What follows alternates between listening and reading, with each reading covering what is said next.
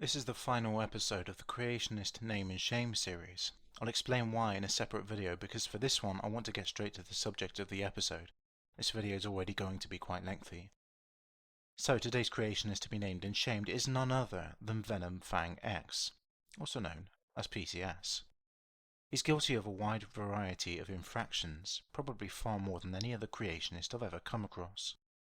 I suspect most if not all of my viewers are familiar with this individual considering he has the largest subscriber base of all creationists on YouTube, so I won't bore you with any details of any of his past history save to make reference to the following annotated videos if anyone wants a refresher on his latest activity.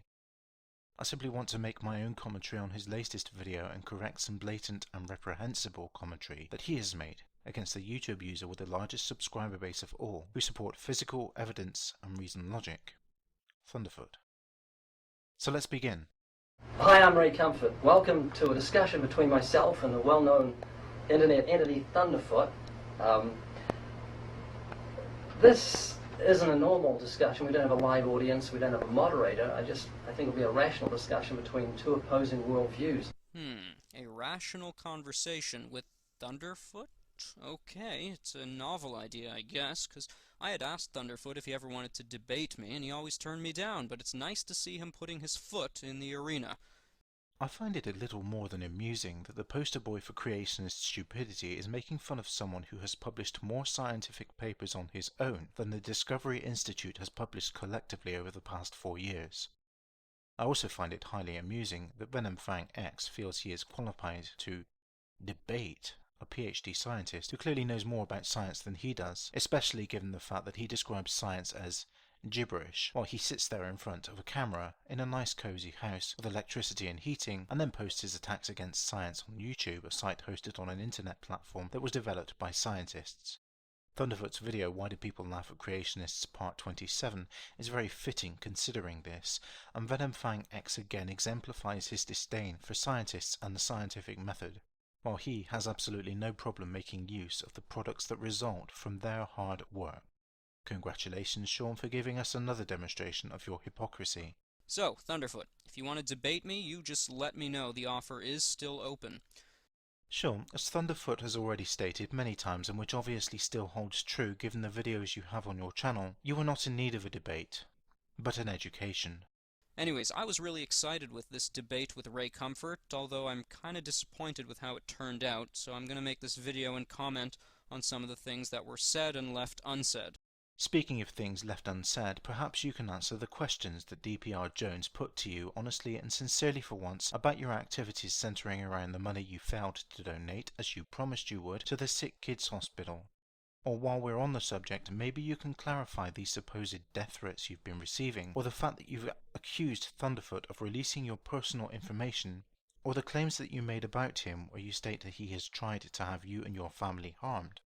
You know, the claims that you publicly had to apologize for under threat of legal action from Thunderfoot himself.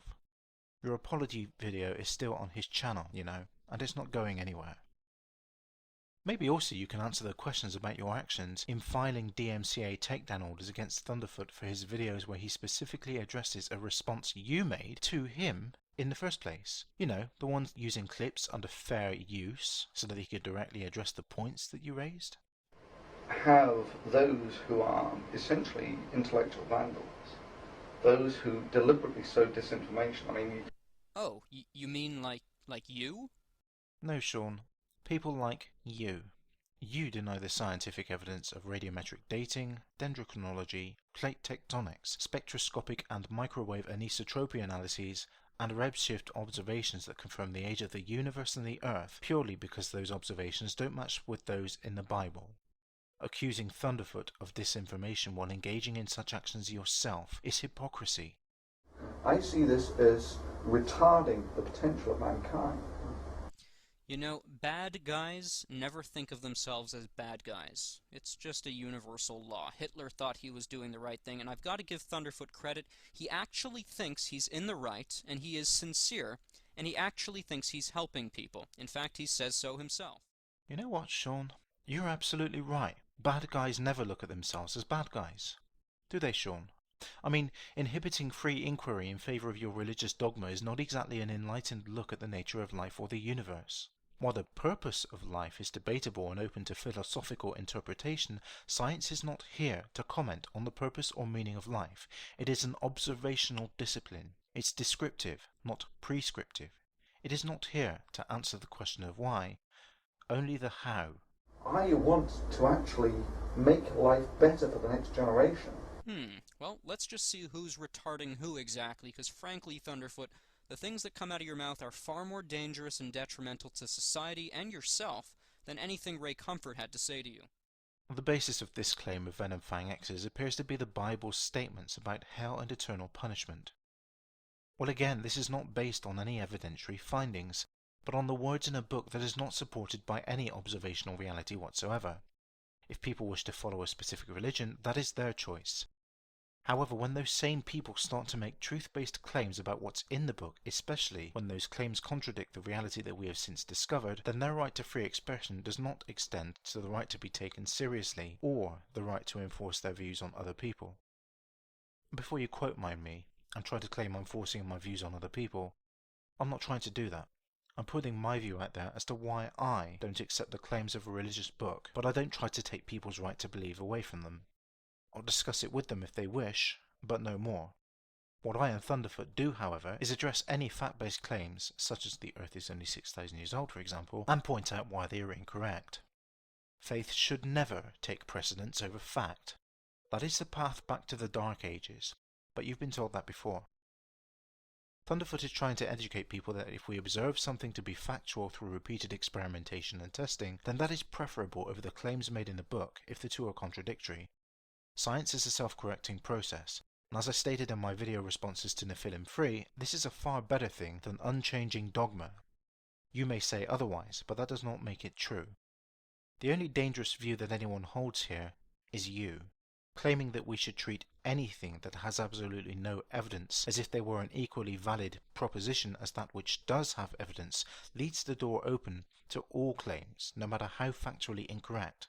And all we have to do to look at how dangerous this is look at the instances of faith healings and exorcisms that have resulted in needless death and suffering. I would suggest that you refrain from such hypocrisies in future, Sean.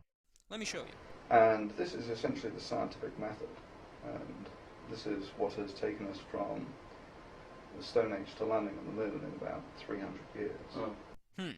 Apparently Thunderfoot thinks the Stone Age was 300 years ago.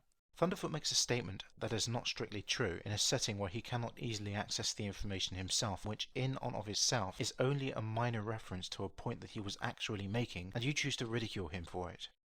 Far from believing in reconciliation and love as you claim, you are in fact as bad as you claim him to be. The point that Thunderfoot was making is very simple. Science is responsible for taking us from mud huts and stone castles, completely lacking sanitation and plagues of easily preventable diseases, to the luxury lifestyle you lead today within a very short space of time, once science was free to progress without interference from the powers that be, stopping them by threatening those who seek knowledge with torture and death. We'll see more of this at some other point. Nice. Now, the real funny part is that there never was a Stone Age. There are people who make stone tools today. This is actually quite amusing, but I'll come back to this in just a moment.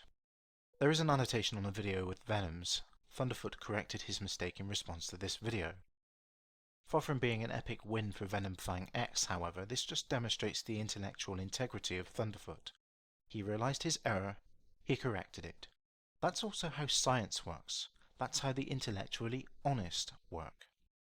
Now, about this statement that there was never a Stone Age because we still use stone today, that's as absurd as saying that there was never an Iron Age, a Bronze Age, an Industrial Age, a Dark Age, or a Space Age, because we still use iron, bronze, industrial processes, that it gets dark at night and we still send probes into space. Sean, you really need to think about what you're saying here. Coctopus Prime stated it clearly on his video. What does that mean? It means nothing. Correct, it really does mean nothing, but we're getting away from the point that Thunderfoot was making in the first place about science improving our way of life while creationists seek to prevent this process because it contradicts the Bible. And if you still want to live in denial that this is the case, I suggest you check out the wedge document that the Discovery Institute drafted, where they stated specifically that they were willing to overturn science if it contradicts Scripture. So, what was in the beginning? How did all this happen? Well, there is the assumption that there was a beginning. I mean, this is what we would call in scientific terms an unknown.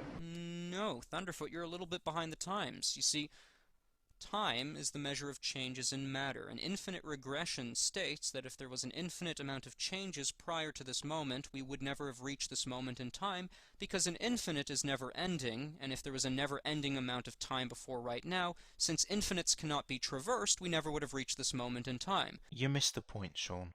Current knowledge states that we know what happened beyond 10 to the minus 43 seconds from the beginning of the Big Bang.